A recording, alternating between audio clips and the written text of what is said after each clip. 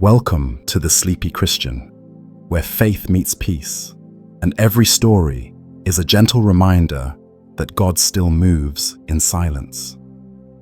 Tonight, I want to share a story that may soften your heart and remind you of the quiet power of prayer. It's about a woman who had no one to turn to except God. She didn't shout. She didn't plead. She simply closed her eyes, whispered a silent prayer, and heaven responded.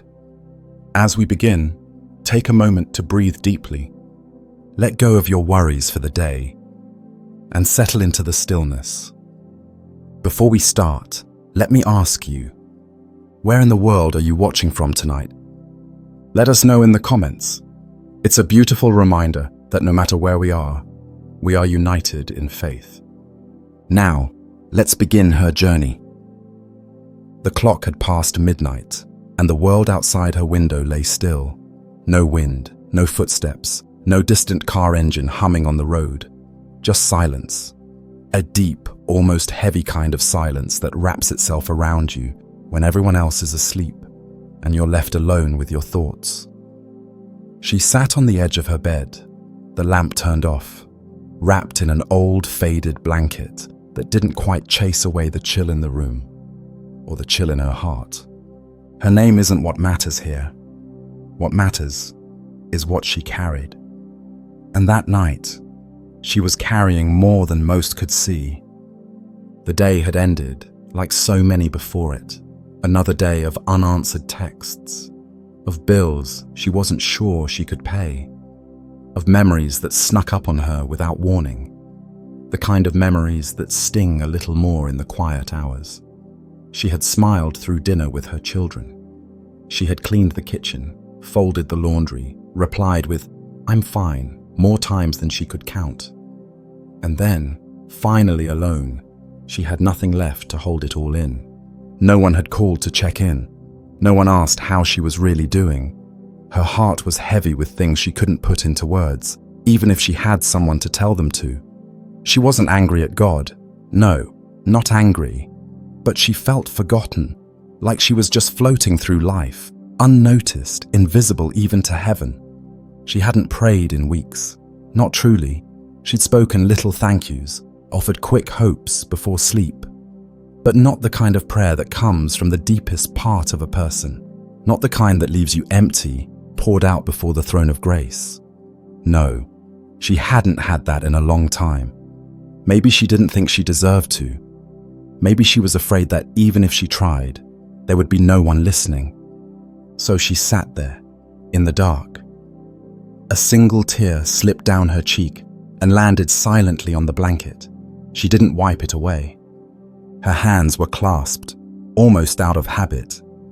Her lips parted slightly, but no sound came. There were too many things to say, and not enough strength to say them. But deep inside her, underneath the sadness, underneath the silence, there was something else. Something small and flickering, barely a whisper, a longing, a question, a plea. "God, are you still there?" She didn't even speak the words aloud. They came only as a thought, a movement of the heart, a silent prayer, unspoken but real. It wasn't a declaration of faith. It wasn't even a request for a miracle. It was just a soul reaching out, not with words, but with everything it had left. And then she sat there, still, waiting, not for a thunderclap, not for an angel to appear. She wasn't even sure what she was waiting for. Just something, anything, a moment of peace. A sign that she wasn't alone in the room, even if no one else was there. The house was quiet, but something in the air felt different, like the silence had shifted, like someone was listening. And in that stillness, though nothing changed around her, something inside her began to move. Gently, softly, like the first light of dawn brushing against the darkest part of the sky. She didn't know it yet, but that silent moment would become the beginning of everything. Not because she said the perfect words, but because heaven had heard the words she couldn't say. Years ago, her prayers had been different. They had been full of hope, full of belief that the God she read about, the God who split seas, who healed the blind, who raised the dead, was listening. Back then, prayer had felt like a conversation. She would talk to God while walking to work, while cooking, while lying in bed at night. Not just about the big things, but the little things too. Help me make it through this meeting. Thank you for that beautiful sunset. Please protect my family tonight.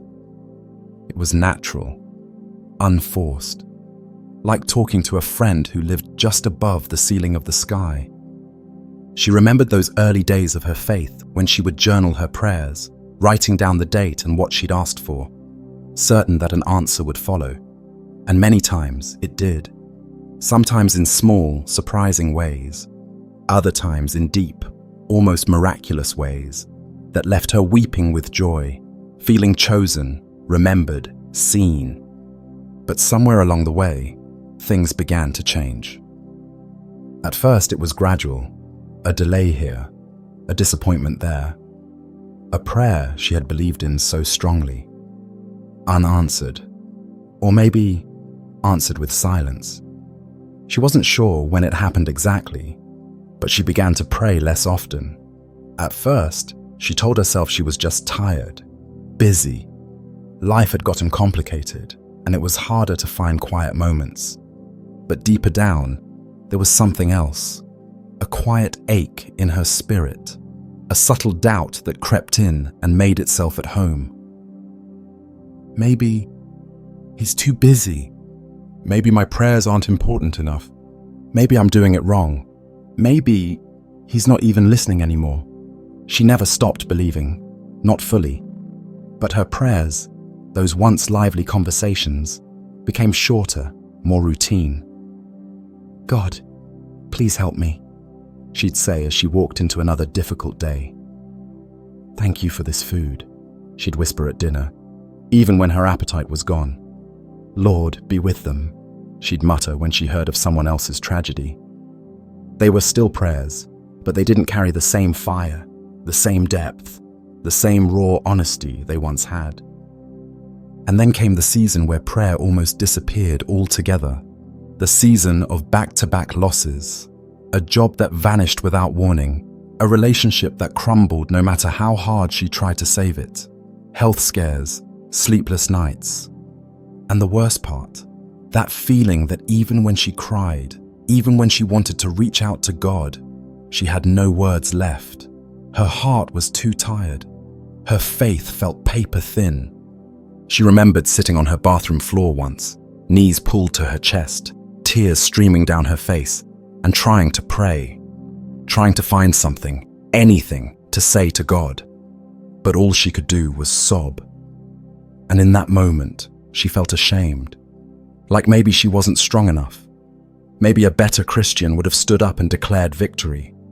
Maybe someone with real faith would have quoted scripture and shouted praises through the storm. But she didn't. She just cried and felt nothing. After that, she stopped trying so much. She still went through the motions. She went to church when she could.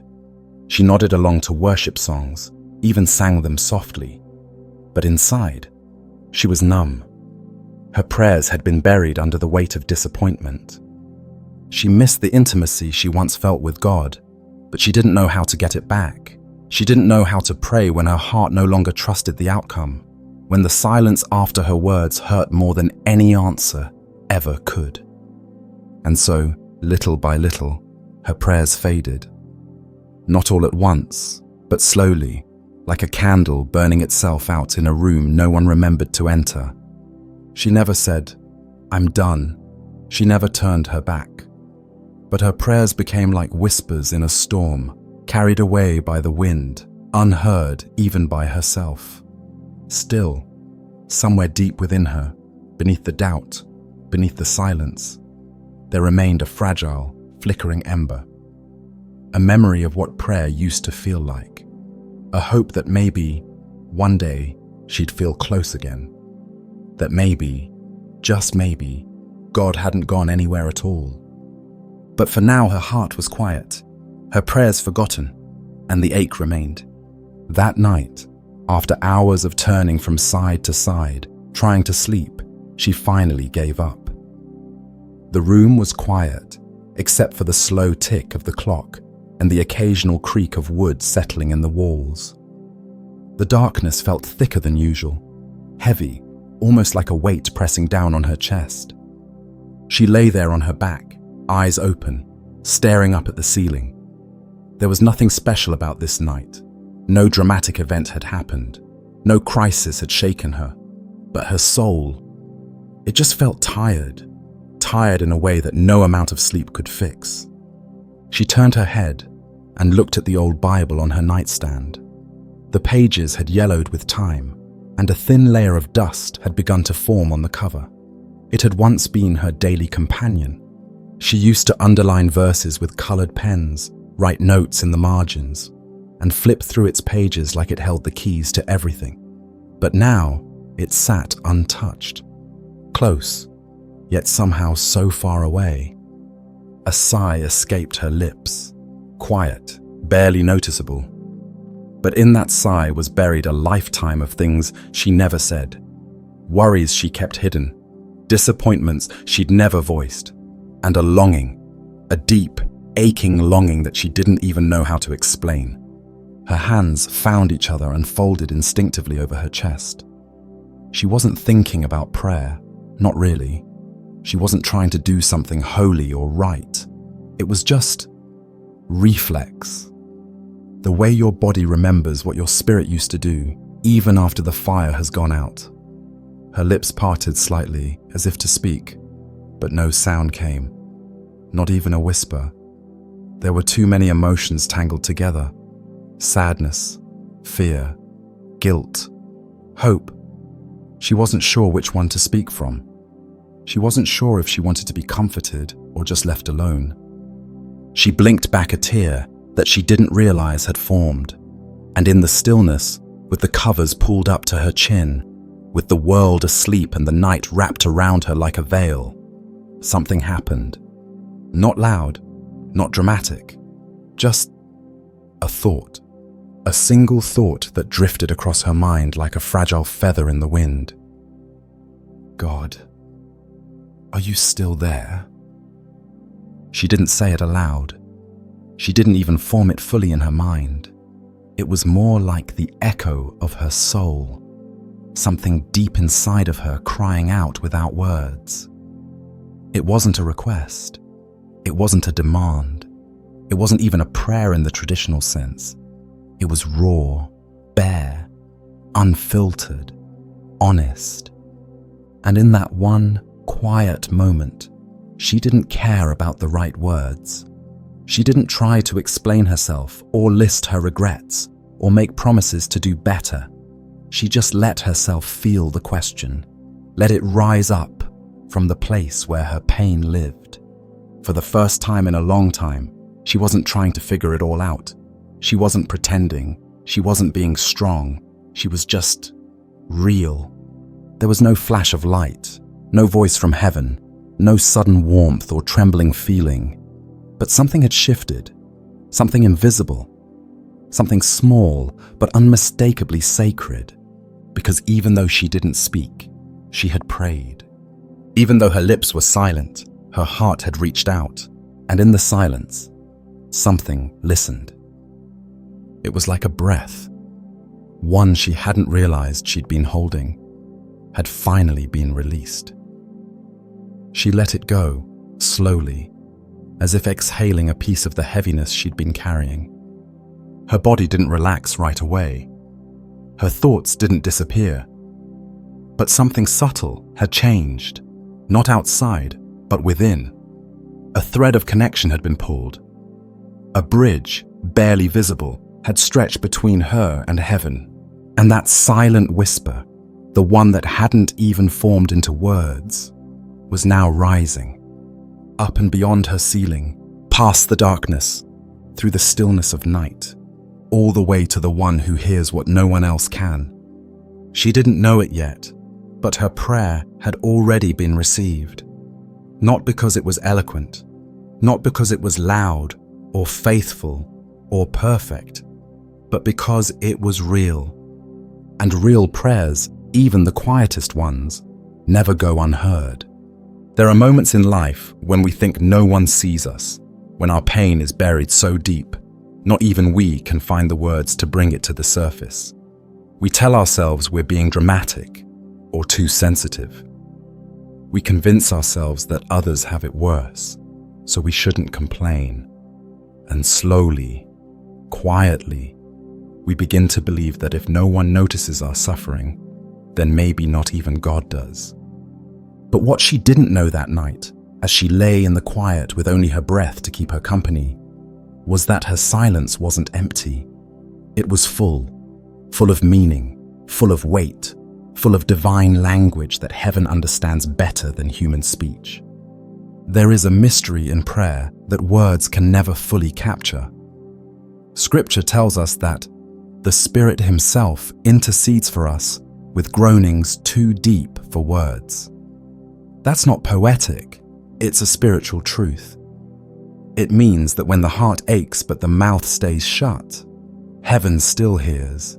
It means that every tear, every unspoken thought, every exhausted sigh becomes a sacred offering when lifted in faith, no matter how fragile that faith feels. That night, her soul had cried out, not with volume, not with confidence, but with truth. And truth, even in a whisper, moves the heart of God. Above her ceiling, above the quiet neighborhood, and the clouds drifting silently across the night sky, above the stars spinning in their ancient patterns, there was movement. Not the kind you could measure or see, but the kind that happens when the Creator of all things leans in, when He turns His attention fully toward the cry of one hurting child. And He did. He turned toward her, because that's who He is. He's the God who hears the bleeding woman before she touches His robe. He's the God who answers Hagar when she runs away, alone and abandoned. He's the God who notices the silent offering of a widow giving her last coin.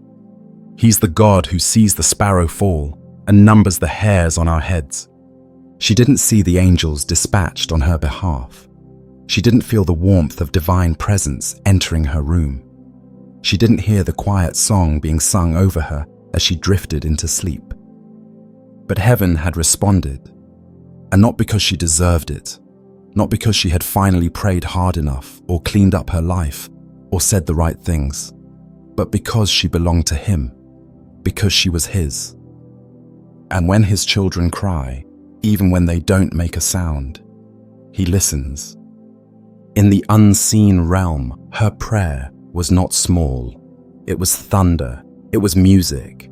It was a signal flare in the darkness that drew divine attention. The spiritual world does not measure our prayers by volume or poetry. It measures them by honesty, by surrender, by faith, even a faith the size of a mustard seed.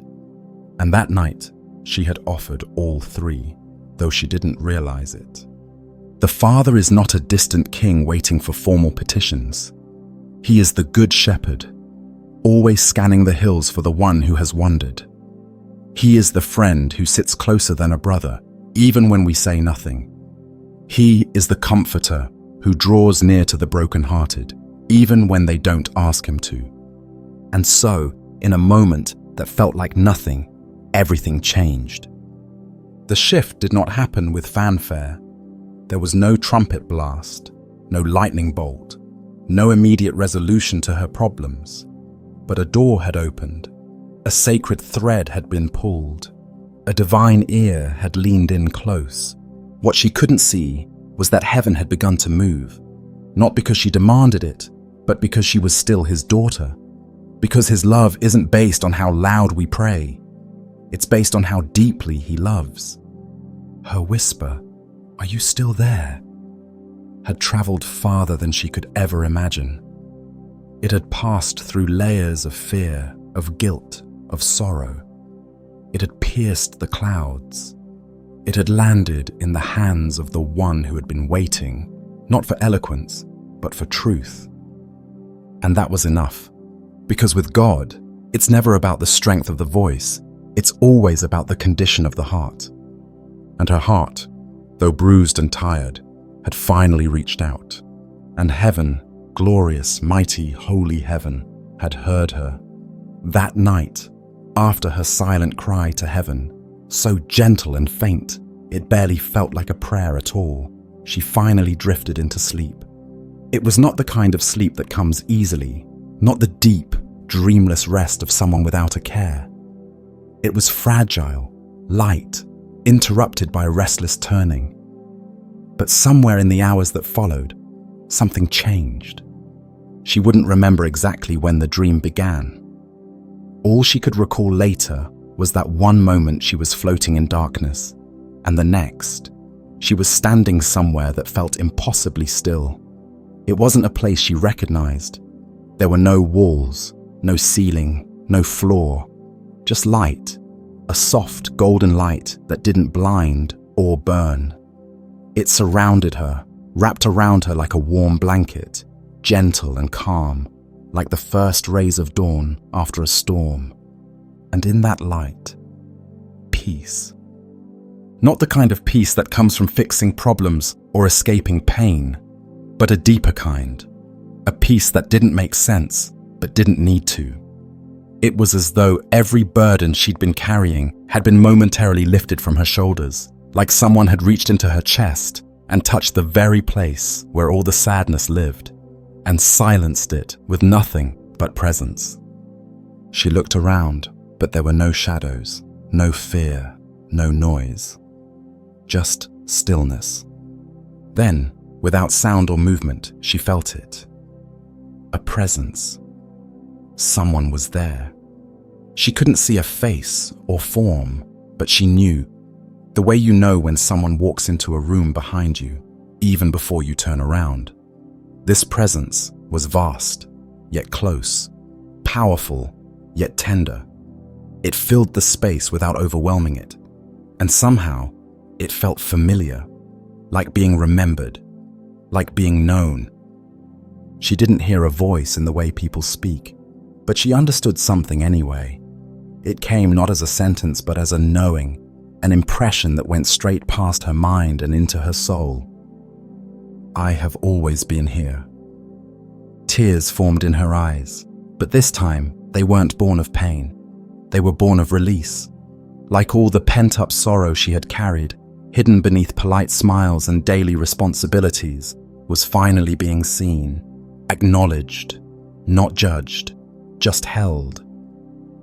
In the dream, she felt herself wanting to speak, to ask questions, to explain herself, to apologize for drifting away.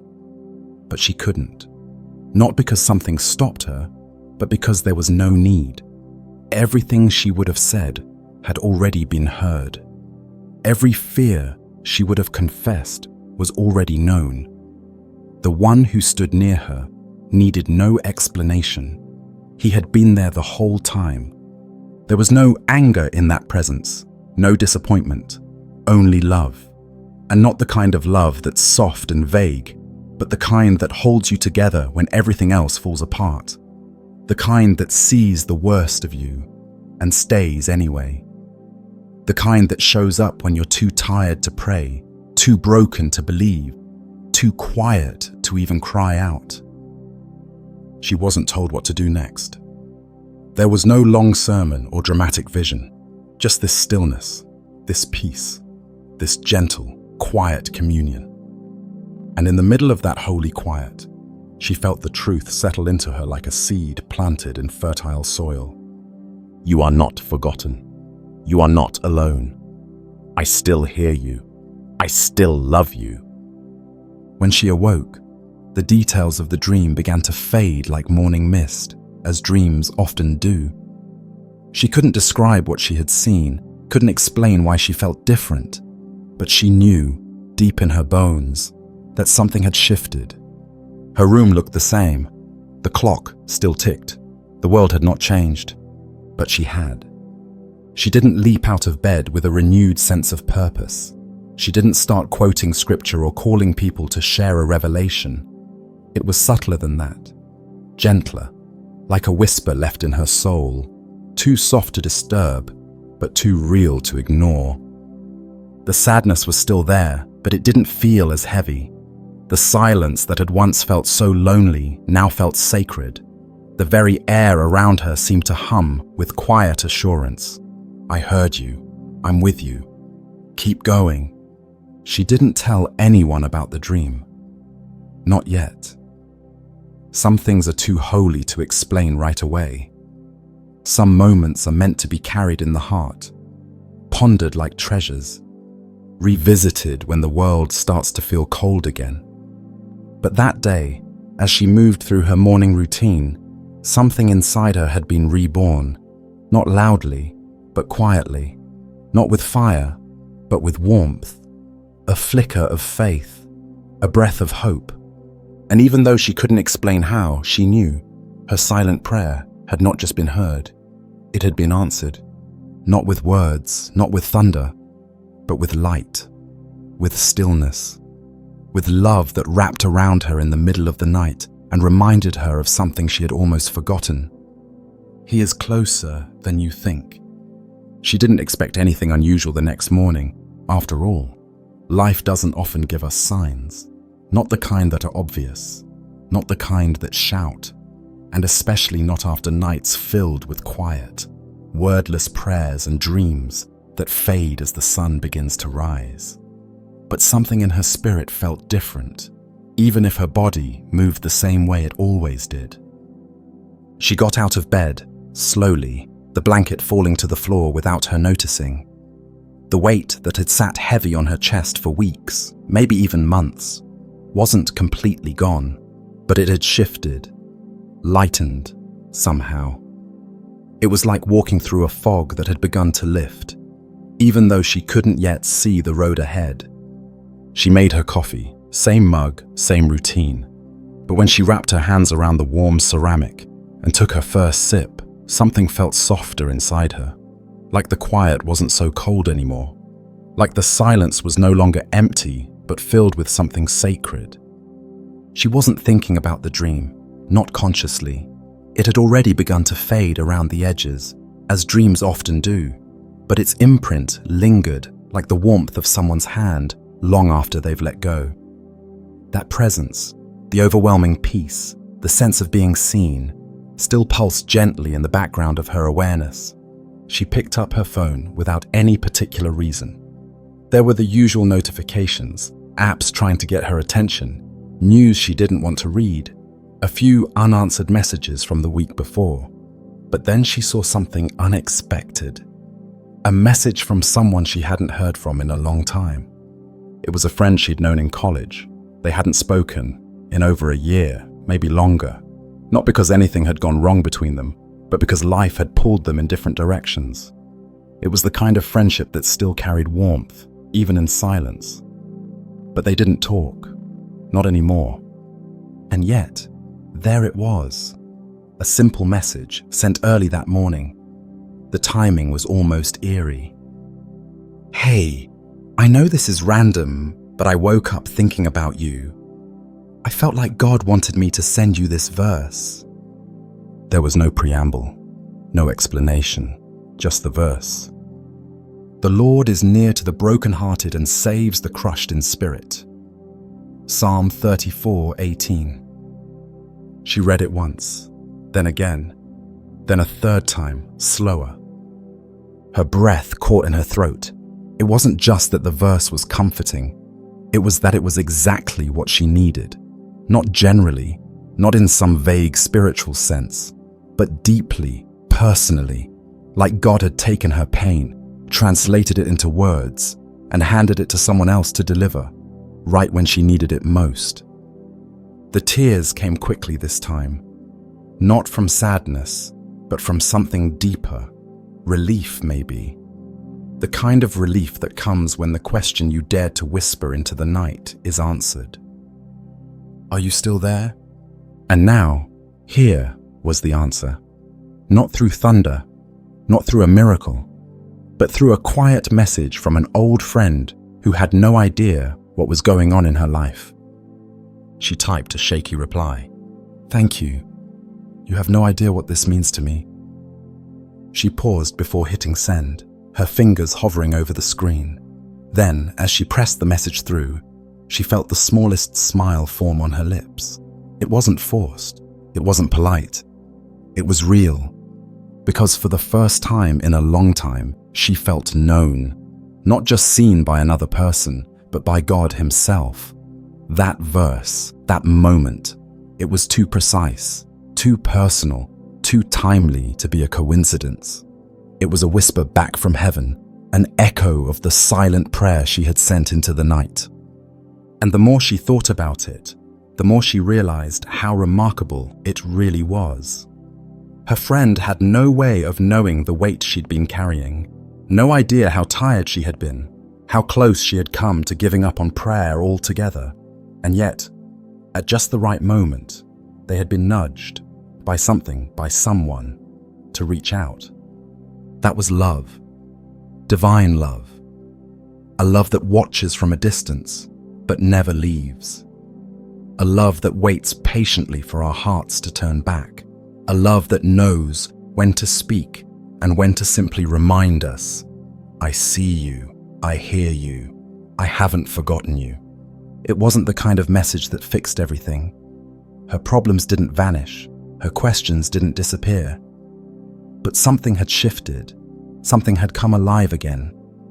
Because when God speaks, especially in ways that feel impossibly quiet, it reorders your world.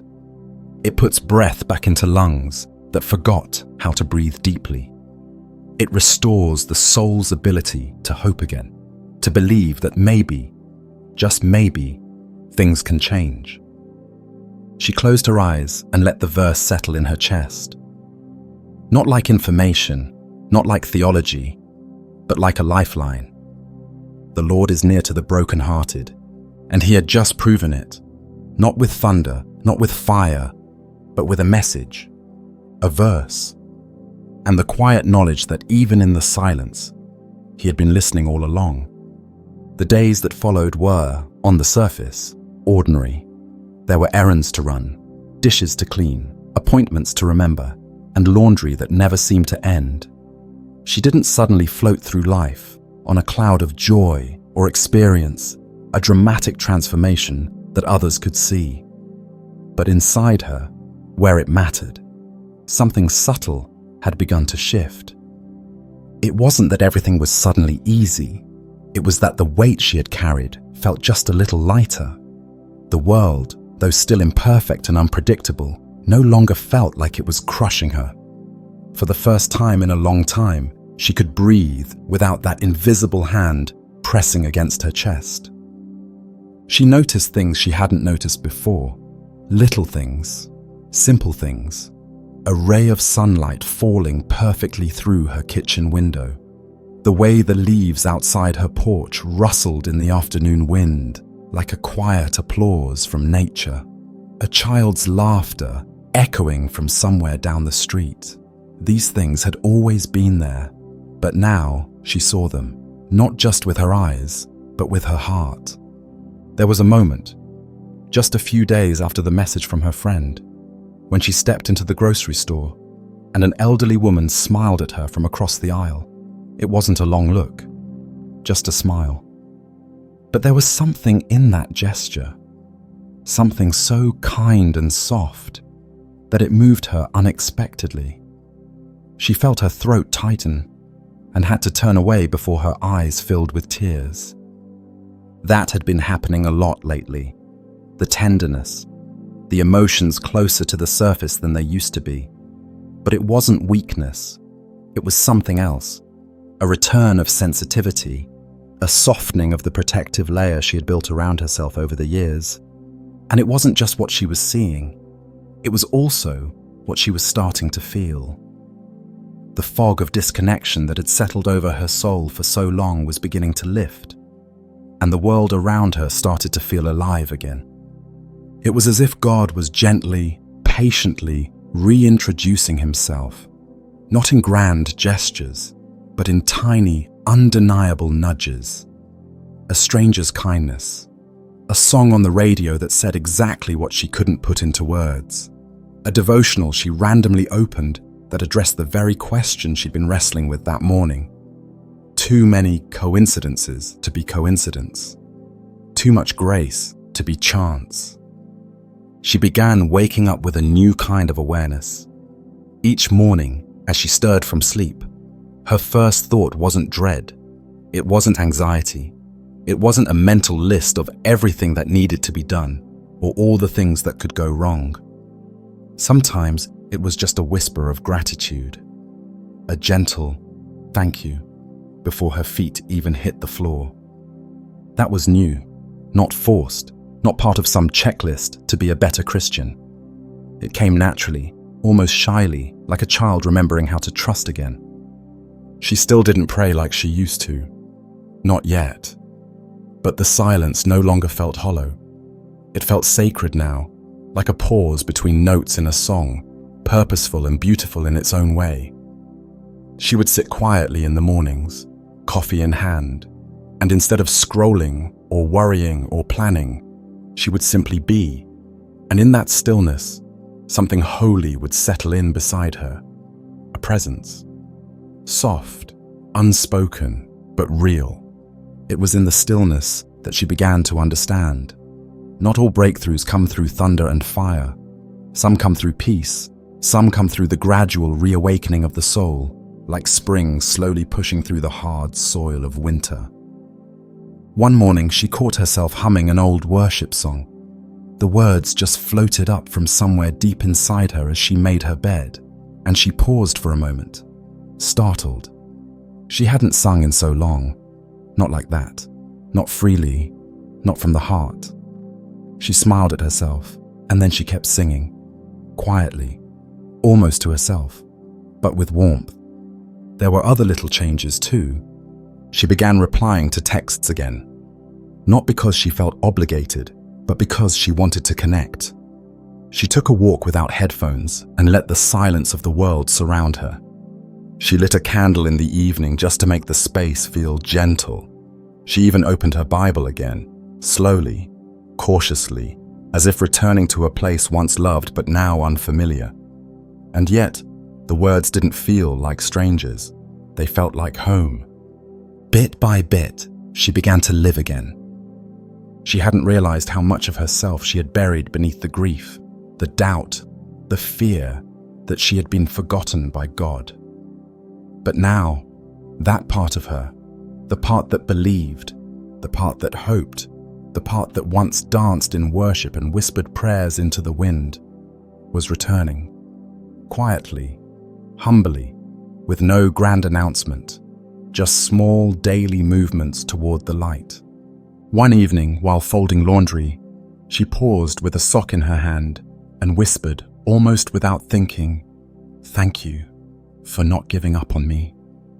And in that moment, she felt something stir inside her, something warm, something that felt like a reply, even though no words were spoken. It was a knowing, a holy awareness, that even in her silence, God had remained, that even when she had pulled away, He had stayed close, that even in her doubt, she had never been unloved. She didn't need to have all the answers. She didn't need to pretend she was whole. She just needed to keep walking, keep noticing, keep letting her heart wake up, because heaven had moved the moment she prayed, and now, everything else was beginning to follow.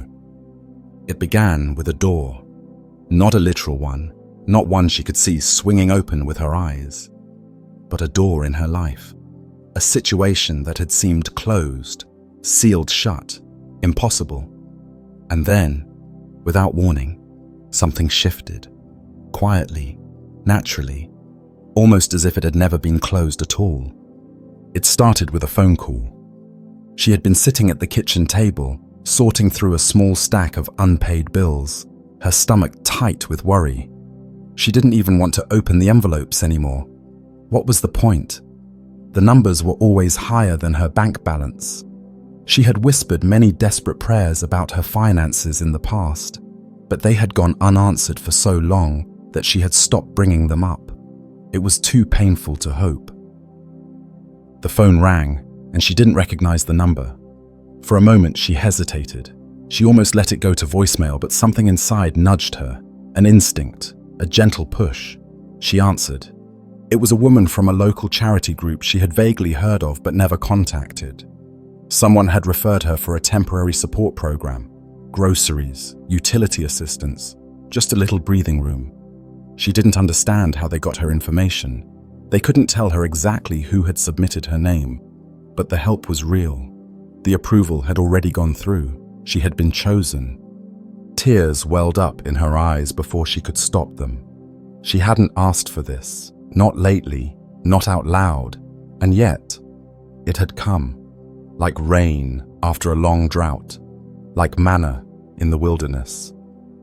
She sat in stunned silence long after the call ended. The paperwork emailed, the numbers reviewed. It wasn't just the financial help.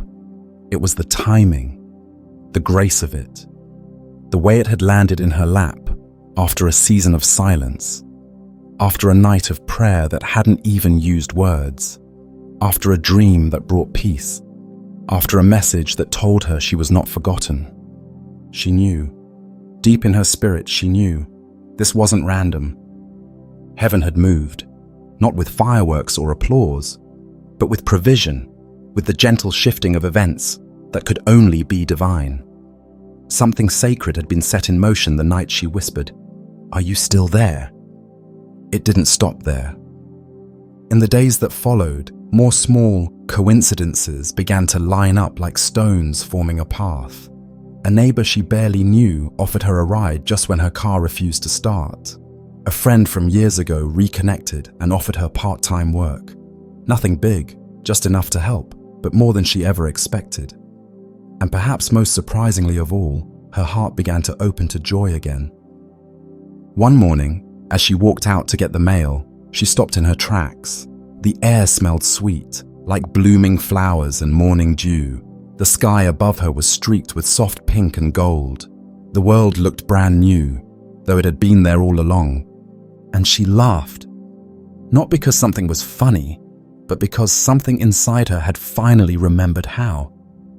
It was in that moment she realized the blessing hadn't come in a thunderclap. It had arrived in pieces, in kindness, in whispers, in quiet provisions that slowly began to rebuild what had been torn down.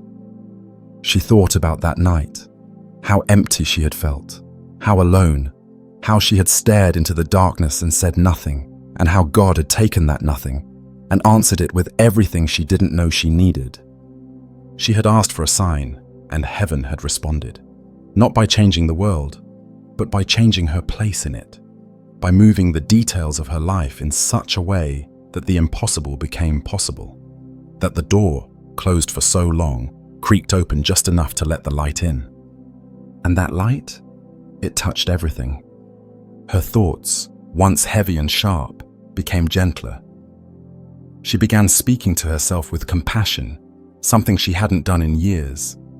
She forgave herself for the years of silence, for the seasons of unbelief.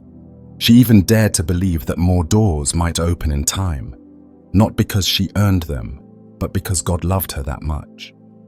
She had always thought that answered prayers would feel dramatic, powerful, overwhelming. But now she knew something better. Answered prayers could feel like deep breaths, like relief, like kindness delivered at the exact moment you need it most. They could feel like someone remembering your name when you've forgotten your worth, like light breaking through the smallest crack. Heaven had moved for her, not because she was loud or perfect or persistent. Heaven had moved because she had finally reached the end of herself, and quietly, silently, turned toward the one who had been waiting all along. And when she did, he responded, not with noise, but with grace. And grace, she discovered, doesn't always come like a wave. Sometimes it comes like a door opening just enough for hope to walk through. She had always assumed that strength meant noise, that faith meant shouting scriptures in the storm, praying out loud with fire in her voice, standing tall even when the ground beneath her shook. That was what she had been taught. That was what she had seen modeled in churches and testimonies and books with dramatic titles. Faith, they said, was bold, loud, fierce. But now, on the other side of her own silence, she was learning something different, something deeper. There was a kind of strength that didn't roar, a kind of faith that didn't come with raised hands or shouted declarations. There was a strength in stillness, in quiet, in surrender. She remembered the nights when she could barely speak a word, when her prayers were only a single look upward or a whispered breath into the darkness. And she remembered how guilty she had felt, how weak. As if her silence made her less of a believer, as if God only heard the loud, the confident, the righteous. But now, she understood something the world doesn't often teach. Stillness is not weakness. It is trust, deep trust. The kind of trust that says, I don't need to perform for you. I don't need to impress you. I just need to be near you. She thought of Elijah on the mountain, hiding in a cave, desperate to hear God. The wind had come, violent and loud, but God wasn't in the wind. The earth shook with fury, but God wasn't in the earthquake. A fire blazed past, but even there, no God. And then, after all the chaos, came a still, small voice, a whisper. That's where God was, in the quiet, in the calm, in the stillness that speaks louder than thunder ever could.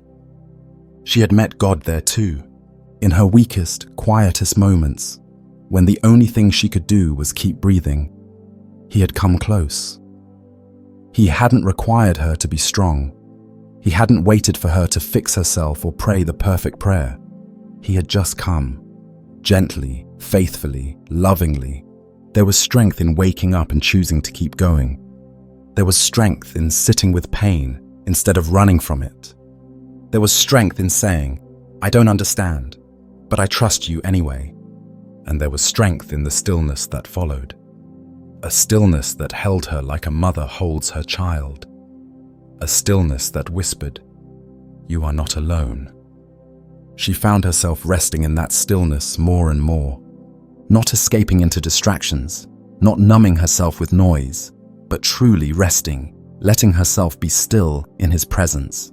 No agenda, no demands, just being. Some mornings, she would light a candle and sit in silence, not saying a word, just breathing in and out with a quiet awareness that she was not by herself.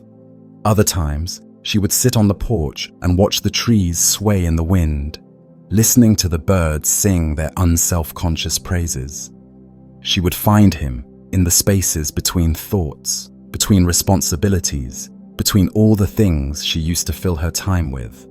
Stillness became a sanctuary, not because it removed her pain, but because it revealed his presence in the pain. There were no more fireworks, no dramatic dreams, no sudden answers to all her questions, but there was peace, deep, unshakable peace. And that peace was its own kind of miracle. It was the kind of peace that allowed her to face hard days without falling apart. The kind that made her kind to others even when her heart still hurt. The kind that let her laugh again, softly, sincerely, even when she didn't have all the answers. This peace didn't need to explain itself. It simply was. And in that peace, she felt stronger than she had in years. Because strength wasn't what she thought it was. It wasn't loud. It wasn't flashy. It wasn't performative. It was steady, quiet, humble. Strength was holding on when everything in you wants to let go. Strength was trusting that God was near even when you couldn't feel him. Strength was sitting in stillness and knowing he is here. She no longer felt guilty for her silence. She honored it now. She saw it as part of her healing, part of her worship, a place where God had met her and remade her, not into someone louder or braver or flashier, but into someone more whole. Stillness had become her strength, because in that stillness, she had discovered him. And in discovering him, she had found herself again. In the quiet, as her days continued to unfold with a gentleness she hadn't known in years, she began to realize something both beautiful and humbling. This story, her story, was not just hers. Yes, it had been deeply personal. The nights of crying and silence, the quiet ache of feeling forgotten, the whispers to heaven that barely formed into thoughts, the stillness that met her instead of thunder, the unexpected kindnesses, the subtle shifts, the slow return of peace. All of it had felt like it belonged to her alone. But now, as she moved through the world with newly opened eyes and a softened heart, she began to notice something. Other people were carrying the same invisible burdens she once thought were hers alone. There was the young woman on the bus who stared blankly out the window, clutching her bag like it was the only thing holding her together. The single father in the grocery store, counting coins in the checkout line while trying to calm his crying child. The older woman in church who always sat alone, smiling politely but never speaking. People whose names she didn't know, whose pain was written not in words, but in posture, in silence, in tired eyes. She saw them now, not just as strangers, but as fellow travelers, fellow believers, fellow hearts, whispering the same question into the darkness. God, are you still there? And she wanted to tell them, not with loud declarations or dramatic testimony, but with the same gentle spirit that had met her in her lowest moment. She wanted to tell them, yes, he is. He is there in the silence. He is there when you don't know what to pray. He is there when you feel forgotten, when your faith feels too small to carry. He is there when you can't see the road ahead. He is there when you fall asleep with tears in your eyes. He is there when the world feels too loud and your heart feels too quiet. Her story had started with emptiness, but it had led to fullness, not because her life had become perfect, but because her heart had become open to grace, open to mystery, open to the idea that God could meet her even when she had nothing to offer. And if that could be true for her, it could be true for anyone. She began to live her life differently, not with grand gestures, but with quiet intention. She smiled more freely. She listened more closely. She offered encouragement in gentle, thoughtful ways. A handwritten note, a whispered prayer, a few kind words spoken at just the right time. She paid attention, because she knew now that some of the deepest prayers were the ones never spoken aloud. And maybe, just maybe, someone else was waiting for a sign too. She didn't feel the need to be anyone's savior. She just wanted to be a reminder, a living echo of the truth that had carried her back from the edge. God hears even your silent prayers. God sees you even when no one else does. God moves even when you can't feel it. One evening, while sitting by the window with a journal in her lap, she wrote a simple sentence. Faith isn't always fire. It's often just the quiet decision to keep hoping. And that was it. That was the story, not one of dramatic miracles, but of a woman who had once thought her silence meant failure, and instead found it was the space where God chose to speak. She had found peace not in answers, but in presence. She had found healing not in fixing everything, but in knowing she wasn't alone. She had found God, not just in the church, or the prayer circle, or the worship service, but in her living room, her kitchen, her dreams, her tears. Her silent prayer had moved heaven, not because of its volume, but because of its honesty. And now, as she stood a little taller, loved a little deeper, and lived a little quieter, she understood. This story wasn't just about her being rescued. It was about becoming someone who could point others toward rescue. Her story was yours too, because somewhere inside of you, perhaps buried beneath layers of fear, weariness, or silence, is a whisper that still wants to reach God. Whisper matters. It does. He's listening, always.